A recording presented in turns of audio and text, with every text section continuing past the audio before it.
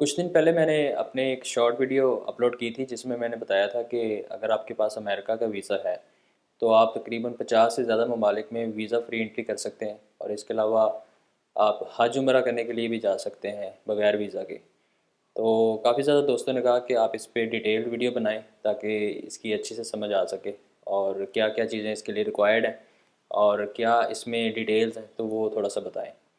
तो मैंने कहा चला इस पे एक डिटेल्ड वीडियो बना के आप लोगों के साथ शेयर कर देता हूँ।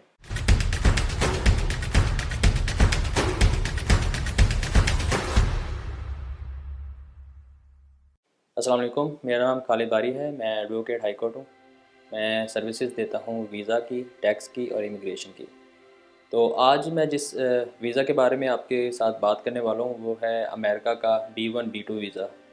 बेसिकली ये जो वीज़ा है ये शॉर्ट टर्म स्टे के लिए लिया जाता है, लेकिन इसकी ख़ास बात ये है कि ये 5 साल के लिए मिलता है।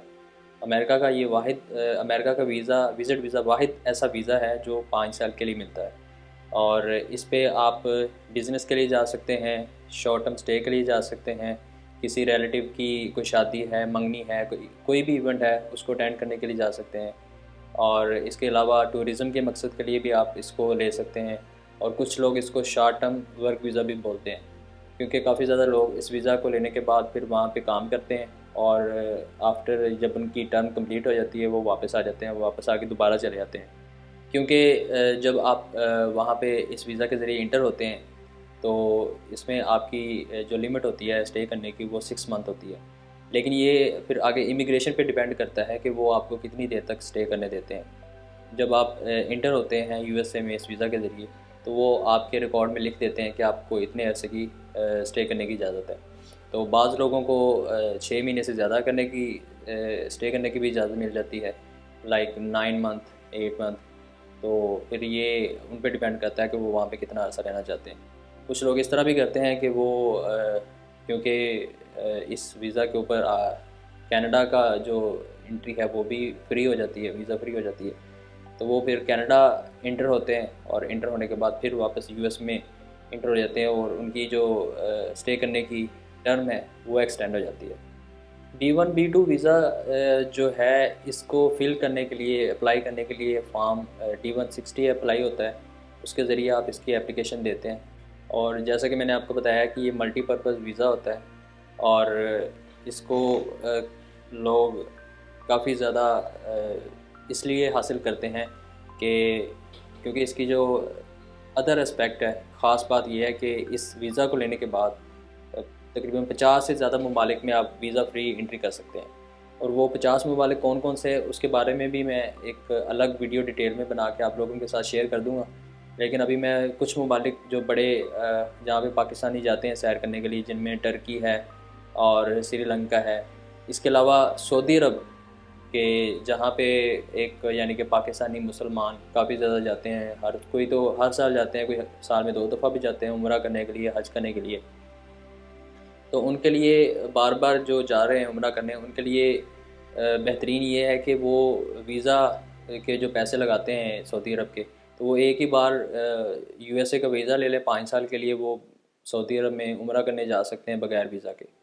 और इसके अलावा जैसे मैंने आपको बताया कि कुछ लोग इस वीज़ा पे काम करने के लिए भी जाते हैं, शॉर्ट टर्म वर्क वीज़ा भी इसको समझते हैं, वैसे है तो नहीं लेकिन समझते हैं वो इस तरह कि 6 महीने के लिए वहाँ पे गए, काम किया और उसके बाद फिर कनाडा इंटर हुए और कनाडा इंटर होने के बाद फिर वापस यूएस आ गए और फिर 6 महीने मिल गए।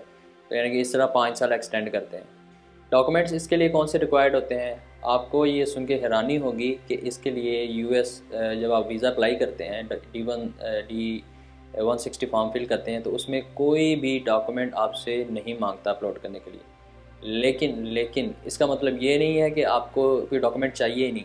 आपके पास आपके बैंक में पैसे होने चाहिए। अगरचे उन्होंने आपसे मांगे नहीं है कि आप हमें बैंक स्टेटमेंट दिखाएं, लेकिन आपके अकाउंट में होने चाहिए। और इसके अलावा आपके पास टिकट रिज़र्व होनी चाहिए, होटल रिज़र्वेशन होने चाहिए।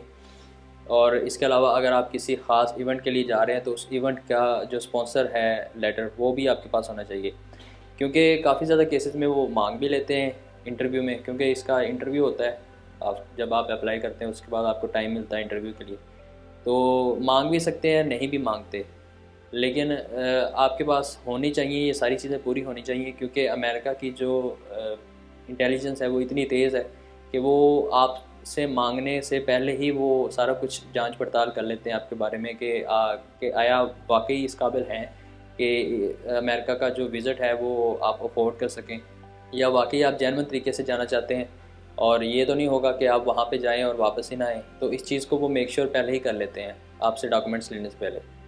तो इसमें आपने बस एक चीज़ का ख्याल रखना है कि जो भी आपने फॉर्म फिल करवाना है या खुद करना है, तो उसमें आपने कोशिश करनी है कि जो भी आपकी जेन्युइन चीज़ें हैं वो आप उसमें पुट करें।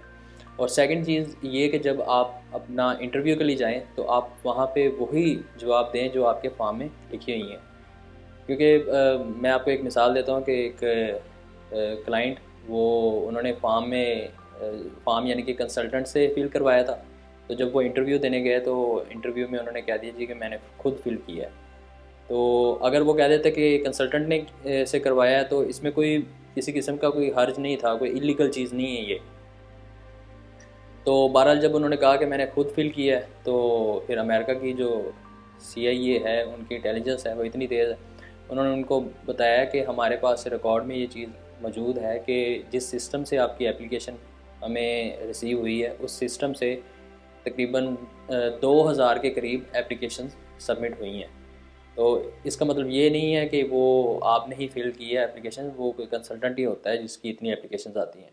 तो लिहाजा वहाँ पे ओवर कॉन्फिडेंट होने की ज़रूरत नहीं है, या ना ही झूठ बोलने की ज़रूरत है। जो जेन्युइन तरीका है, जेन्युइन चीज़ है, वो आप उनको बताएं, तो वो आपको रिजेक्ट नहीं करेंगे। वो जस्ट ये देख रहे होते हैं कि मेक श्योर कर रहे होते हैं कि आप इनोसेंट हैं, आप जो चीज़ बता रहे हैं वही आप उसको एक्सप्रेस करते हैं, और इसी से आपका ज़ाहिर होता है कि आप जब जाएंगे वापस तो आप स्ट्रेट अवे वापस भी आएंगे जिस तरह आप जा रहे हैं। इस वीज़ा की एज कितनी है? जैसे कि मैंने आपको बताया कि इस वीज़ा की एज 5 साल है। अमेरिका का जो विज़िट वीज़ा है ये 5 साल के लिए मिलता है, और जो आप जब एक बार इंटर होते हैं, मल्टीपल एंट्री इसके साथ होता है, ये आप जितनी दफ़ा मर्ज़ी जाएँ आएँ, कोई मसला नहीं है।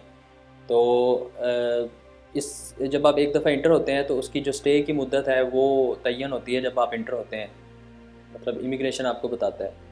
तो वैसे जो नॉर्मल स्टे होता है वो 6 माह के लिए होता है। 6 माह के बाद आप 6 माह से ज़्यादा आप स्टे करना चाहते हैं तो आपको एग्ज़िट होना पड़ेगा, एग्ज़िट होकर फिर दोबारा इंटर होना पड़ेगा।